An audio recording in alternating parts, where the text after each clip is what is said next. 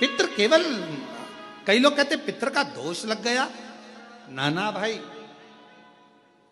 लोग केवल वर्णन करते हैं। कई लोग कह देते हैं कि शंकर भगवान को नहीं भजोगे, शिव जी को जल नहीं चढ़ाओगे, एक दिन जल चढ़ाओगे एक दिन नहीं चढ़ाओगे, शिव जी का शिवलिंग अगर घर में है पूजन नहीं करोगे तो दोष लग जाएगा, शंकर भगवान का दोष लग जाएगा। शिव कभी भी बद्दुआ नहीं देते। जैसे एक बाप एक पिता अपने बेटा बेटी को कभी बद्दुआ नहीं देते। अगर चिल्लाकर बोल भी देंगे अपनी बेटी को अपने बेटे को तो बाद में उसको वर ही देंगे, है तो बेटी ही ना, है तो बेटा ही ना। मेरा शंकर भगवान कभी बद्दुआ नहीं देता, मेरा शिव कभी बद्दुआ नहीं देता, मेरा वो घड़दानी कभी अपशब्द नहीं कहता, वो तो वर देता। और महादेव नमन चरणों में, महादेव नमन, सब बोलिए सब, महादेव नमन चरणों में स्वीकार कीजिए, सबका किया है मेरा उद्धार कीजिए, उद्धार कीजिए। है त्रिपुंडधारी, है त्रिशूलधारी, है त्रिपुंडधारी, है त्रिशूलधारी। चरणों में तेरे बाबा जी पावन है चारों धाम, चरणों में तेरे बाबा जी पावन है चारों धाम।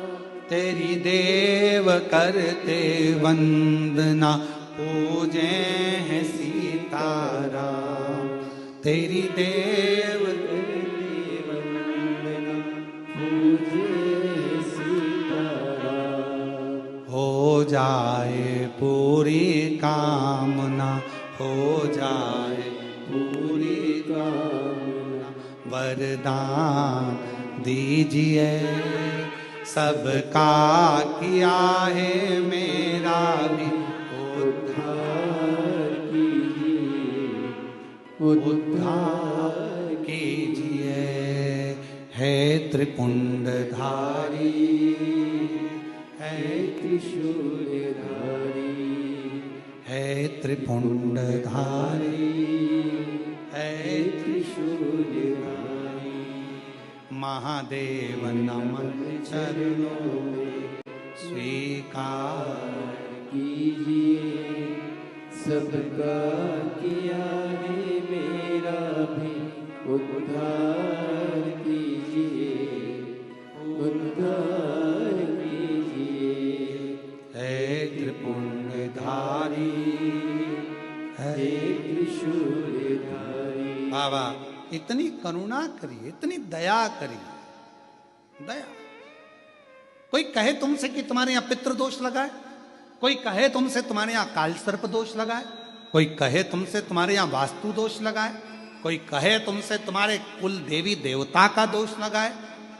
एक काम करा करो, एक चावल का दाना घर से लेकर गए, 16 दिन श्राद्ध में जब से कथा सुनी है उसी दिन, उसी पल, उसी घड़ी या दूसरे दिन से प्रारंभ कर दो। कोई कहे पितृदोष है, कोई कहे काल सर्प दोष है, कोई कहे वास्तु दोष है। एक चावल का दाना श्राद्ध पक्ष में साथ लेकर जाओ, घर से एक लोटा जल भर कर लेकर जाओ।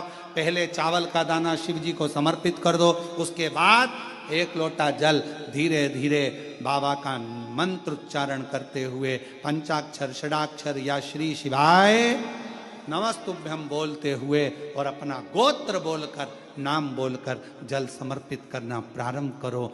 धीरे धीरे आपको खुद लगेगा कि मेरे घर का सारा दोष समाप्त हो गया है, सारा दोष, सारा दोष समाप्त। पितृपक्ष में जितना शिव की आराधना कर सकते हो, नवरात्रे में जितनी शंकर की आराधना कर सकते हो उतनी करो। शंकर की आराधना करने से नवरात्रे में शक्ति का बल बढ़ता।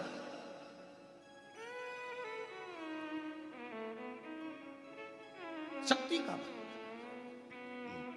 क्यों गुरुजी नवरात्र में शंकर जी की आराधना क्यों करना चाहिए? हमने कहा अगर माता रानी से जो मांगना है तुम्हें, अगर तुमने नवरात्रे में शिव जी की आराधना करिए, शंकर की कथा सुनिए, शंकर की आराधना करिए, शिव स्तुति करिए, शंकर को एक लोटा जल चढ़ाया, मां आद्य शक्ति तुम्हारे पर कृपा करेगी। क्यों? क्योंकि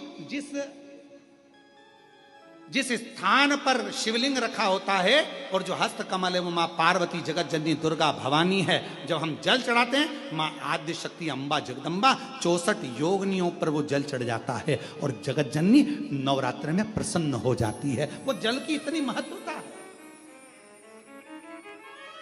आद्य शक्ति को प्रसन्न करना है, नवरात्र में शिव जी को जल चढ़ाओ।